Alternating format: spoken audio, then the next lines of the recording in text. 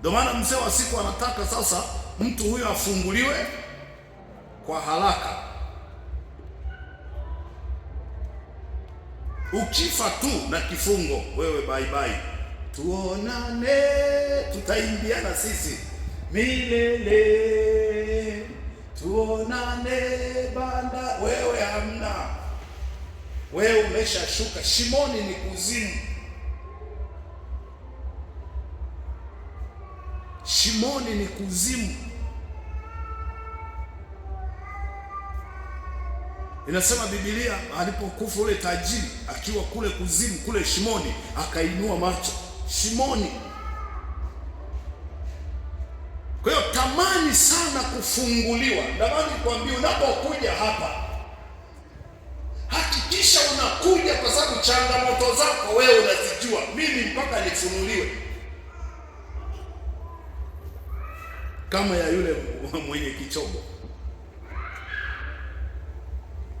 Tena alikuwepo kabisa, wengine tunaombea wametulia pale wanakula upepo. Oh, haleluya. Mimi leo sijaanguka. Kwani umekuja kuanguka hapa? Kwa sababu mwingine akiona mwingine kula anaanguka, yeye anashukuru Mungu. Hai, sijaanguka bora.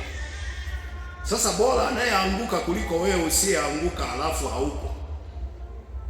Yeye ni bora uanguke sasa hivi, bora ufunguliwe sasa hivi uwe huru, kuliko kukaa na kifungo halafu kaja kuaibika baadaye.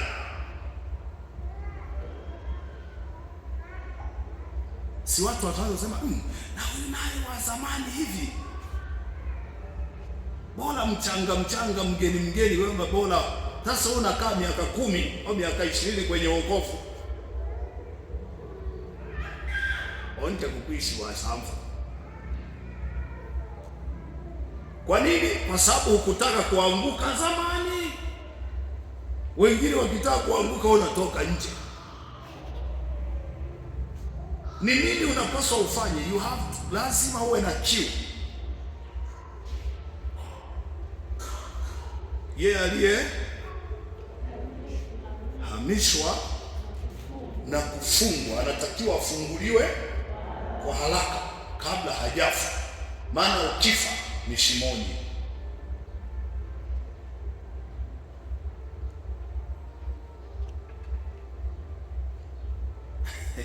Bwana asifiwe. Haleluya.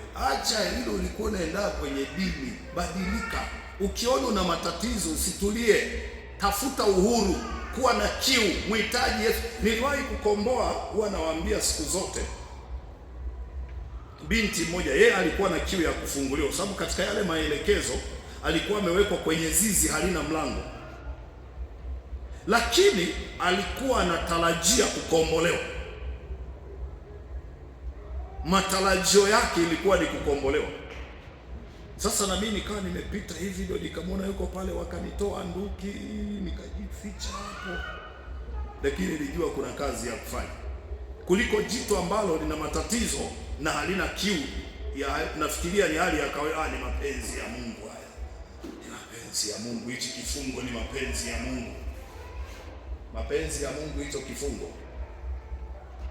Hakuna kifungo ambacho ni mapenzi ya Mungu. Labda ungezungumzia ugonjwa ikiwa ni Mungu ameruhusu, lakini sio kifungo, sio mapepo. Kuna shida sehemu. Soma tena. Yeye aliyehamishwa na kufungwa atafunguliwa. Kwa hiyo inatakiwa ifanyike hivyo.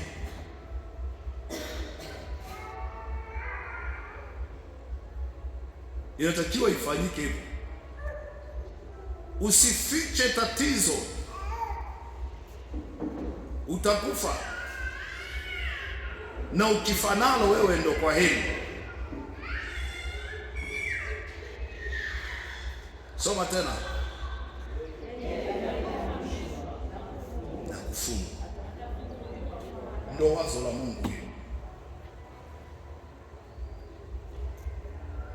Kuwa na kiu, kama ni gharama, kubali gharama yoyote ili tuwe huru, kwa sababu hata ukikaa na mali hazitakusaidia. Zitakusaidia nini? Una milioni 10 umefungwa. na mwisho wako unashuka shimoni, inakusaidia nini hiyo? Kama ingelazimika kutumia gharama yoyote kutafuta uhuru, bora utumie gharama zote. Ndio maana yule mama alitumia mali mpaka zikaisha, lakini bado akamfuata Yesu kwenda kugusa pindo. Kwa hiyo kama italazimika kutoa vitu kumtafuta Mungu kwa mali, kumtumikia Mungu kwa mali, kama inavyosema Biblia hapo kwenye Biblia katika Misali, katika Misali 3:9, si ndio? Kwenye ile karatasi yako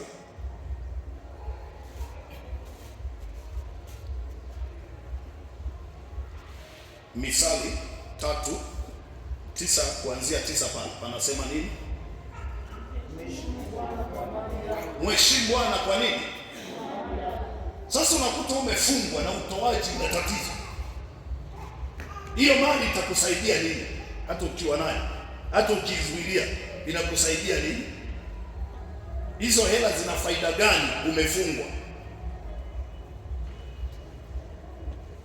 Nikawa namwambia mtu mmoja alikuwa na mali ila ana tatizo la kukosa mtoto. Anambia, sasa hizo mali zinakusaidia nini? Mtoto hauna, una mali, zinakusaidia nini?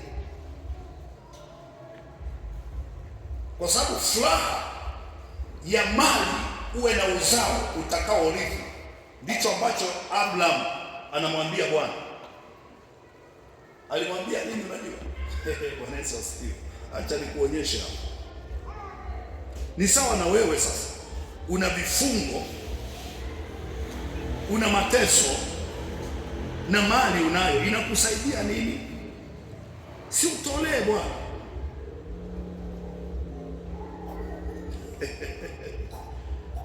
Haleluya. Sura 15 Mwanzo. Bwana baada ya mambo hayo neno la Bwana likamjilia Abraham katika njozi likisema, usiogope Abraham, mimi ni ngao yako na thawabu yako kubwa sana. Abraham akasema, Bwana, utanipa nini? Nami naenda zangu hali sina mtoto, na atakaye miliki nyumba yangu ni huyu. Yaani kikashi kakaaji ka hapo anajua tu siku nimekata moto, hata ndo kanabeba kila kitu. Ni swali la msingi sana. Umeng'ang'ania mali na uzao hauna, una matatizo na kumtolea Mungu utaki, hiyo mali inakusaidia nini? Sasa situtumie hiyo hata kumshawishi Bwana kama atakubali. Umheshimu Bwana kwa nini? Hebu soma tena hapo na wewe, maana unaweza ukafikiri nazungumza maneno yangu.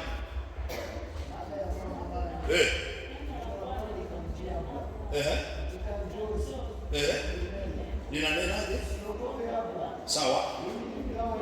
Sawa.